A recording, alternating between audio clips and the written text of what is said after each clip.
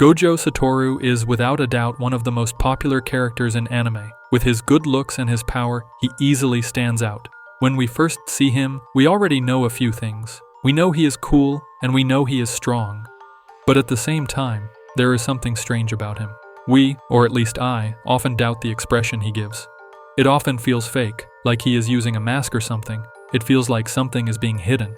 This video is not about how strong Gojo Satoru is. We already know that.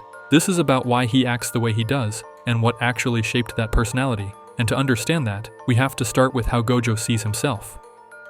When we first meet Gojo Satoru, the story makes one thing very clear. His strength doesn't make sense. He stands far above the average sorcerer in the Jujutsu world.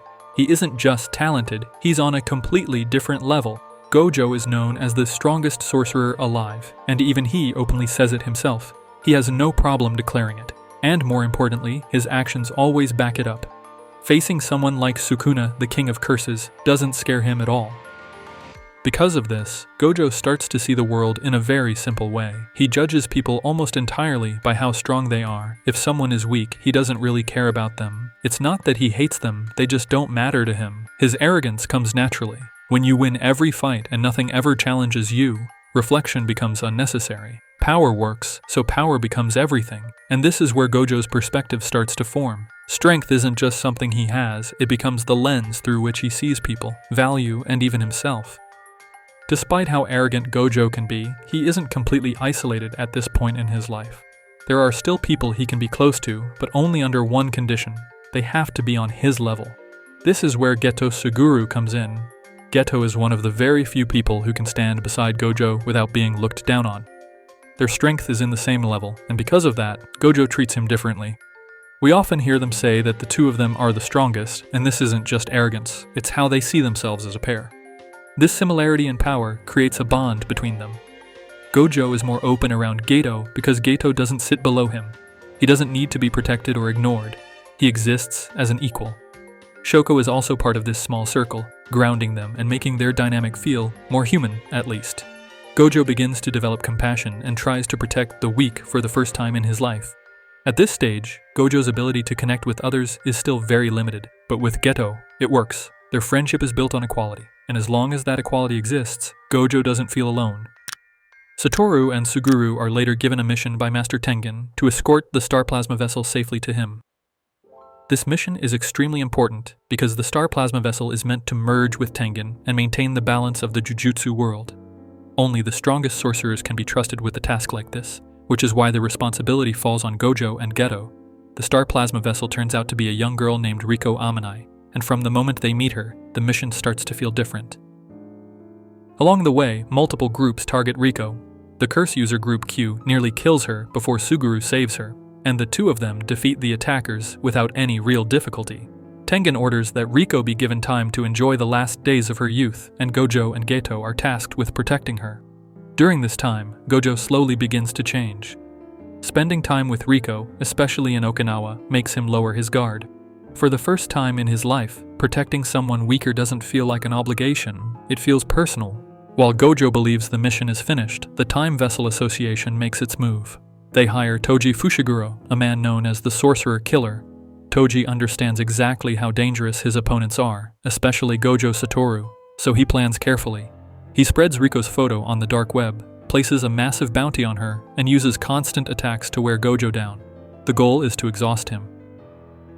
When Toji finally appears, he catches Gojo at his weakest moment.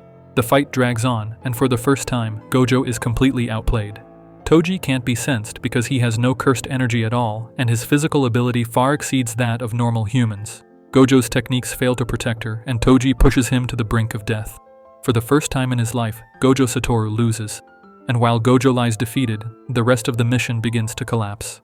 After Gojo is taken out of the fight, Suguru manages to bring Riko close to the Tengen area, but before completing the mission, Geto does something unexpected. Instead of forcing her to accept her destiny, he gives her a choice. He tells her she doesn't have to go through with it, that she can walk away and live her life.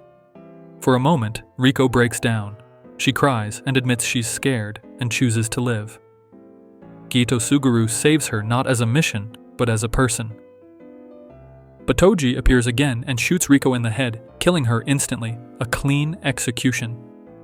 Suguru tries to fight back, but Toji completely overwhelms him.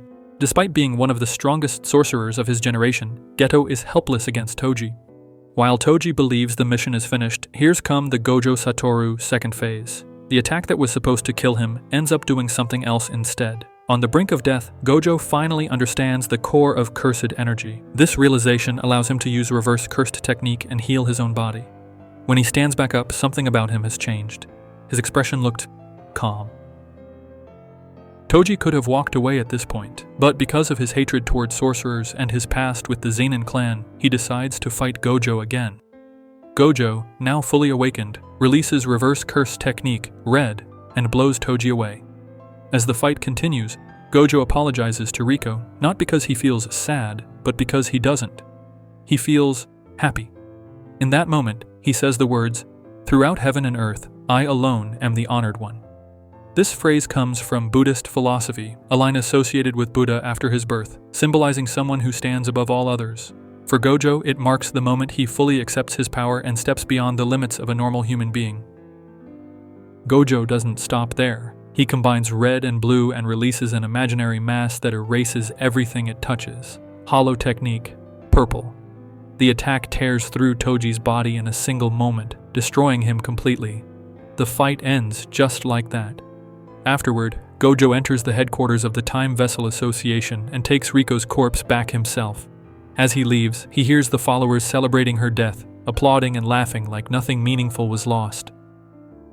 This is where Gojo freezes.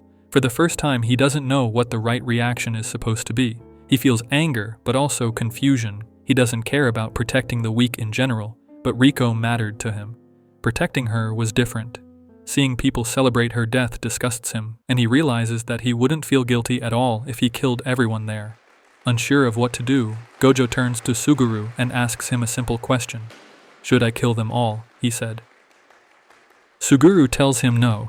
He says there's no meaning in killing them, because most of these people don't even understand what they're celebrating. They're ignorant, not evil. As Suguru speaks, you can see the strain on his face. This moment hits Geto hard. He still believes that the strong have a responsibility to protect the weak, and killing innocent people would go against everything he stands for. His eyes keep moving, like he's trying to convince himself as much as he's trying to convince Gojo. By the way, tell me in the comment section if you want a deeper explanation about Geto Suguru.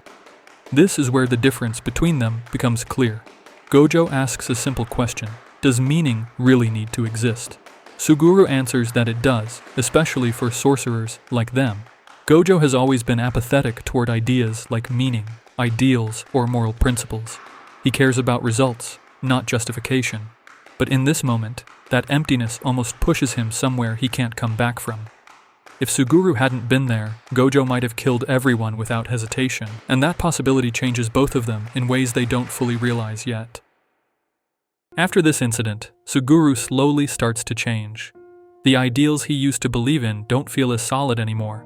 Protecting the weak starts to feel pointless, and the meaning he once held onto begins to fall apart. Eventually, reports spread about murders committed by Suguru, and when Satoru hears about this, he goes to confront him. They meet again in a strangely normal place, standing in front of a KFC, I guess. Satoru asks Suguru why he did it. Instead of giving a direct answer, Suguru asks him a question. He asks, "Are you the strongest because you are Gojo Satoru?" What he means is this: does Gojo's power come from who he is as a person? Is there something about Satoru himself that makes him strong?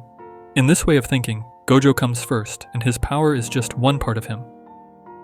Then Suguru asks the second question, or are you Gojo Satoru because you are the strongest? This flips everything. This question suggests that Gojo's identity exists only because of his power. That without being the strongest, there might not be a Gojo Satoru the world recognizes at all. In this view, Gojo isn't seen as a person first, he's seen as power. His strength defines him completely. In the sorcerer world, Gojo is treated less like a human and more like a weapon. People rely on him, fear him, and respect him, but they don't really see him.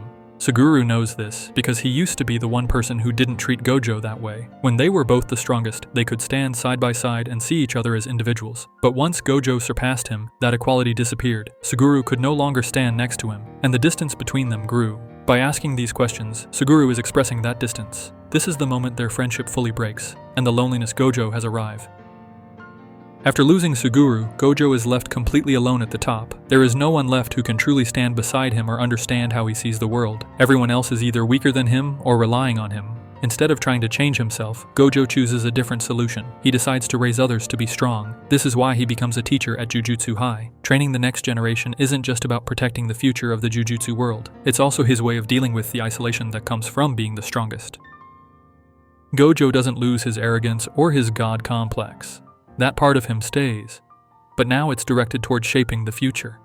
He believes that strength is the only thing that can change the system, so he pushes his students to grow stronger than anyone before them. At the same time, he follows the moral direction Suguru once showed him, protecting those below him to maintain balance. Gojo remains the strongest sorcerer alive, but now he's trying to make sure he doesn't have to stand alone again. Gojo Satoru's story is about what happens to someone who's on the top alone, someone the entire world depends on, yet that same strength slowly pushes everyone else away. He is not heartless, he's just too far above everyone else to be seen as human. His confidence, his smile, even that mask he wears, all start to make sense when you realize how alone the top really is. If you think I got something wrong here, or if you see Gojo differently, tell me in the comments. Drop a like, subscribe if you haven't, and turn on the bell so you don't miss the next one. Also, let me know which character you want me to break down next. Thank you for watching. Seriously.